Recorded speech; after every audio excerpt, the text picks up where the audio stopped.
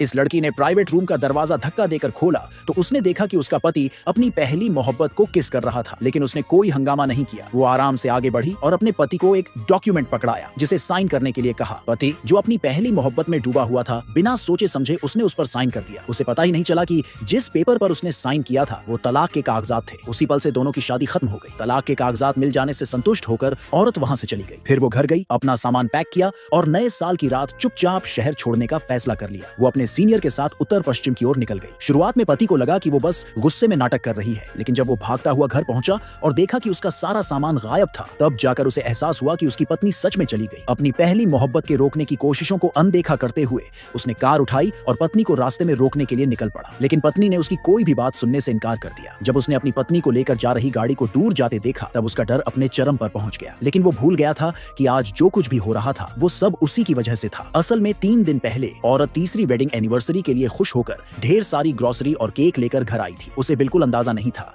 कि जैसे ही वो घर में कदम रखेगी उसे अपने पति की बाहों में एक अजनबी औरत दिखेगी। वो हिम्मत करके आगे बढ़ी और पूछने ही वाली थी कि ये औरत कौन है, लेकिन उसके पहले ही पति ने उल्टा उसी को दोषी ठहरा दिया। बिना कुछ समझाए उसने उसके हाथ से केक छीनकर फेंक दिया। क्यों? क्योंकि उसकी पहली मोहब्बत को क्रीम से एलर्जी थी। उसकी और अपने पति की नजदीकियां देखकर औरत को सब समझ आ गया, लेकिन फिर भी उसने अपने पति की इज्जत बचाने की कोशिश की। बढ़िया खाना बनाया और उसके दोस्तों का अच्छे से स्वागत किया। इसी दौरान उसके पति ने झींगे छीले। औरत को लगा कि शायद ये उसका सॉरी बोलने का तरीका है, लेकिन उसने कभी सोचा भी नहीं था कि वो झींगे किसी और के लिए थे। ये सुनते ही औरत अब और बर्दाश्त नहीं कर पाई। जो आंसू उसने रोके हुए थे वो अब खुद को रोक नहीं पाई और बहने लगे। उसने खुद को शांत करने के लिए किचन में जाकर खुद को बिजी करने की कोशिश की, लेकिन तभी उसने कुछ और भी दिल तोड़ देने वाली बातें सुन ली। पता चला कि उसके पति को पहली मोहब्बत ने सालों पहले रिजेक्ट कर दिया था। तभी उसने इस औरत से शादी करने का फैसला किया था। बस एक सस्ते से पुआल के बने हुए रिंग से उसने औरत का दिल जीत लिया था। इसी के लिए औरत ने अपनी खुद की पसंदीदा एरोस्पेस करियर छोड़ दिया, अपने माँ बाप को छोड़ दिया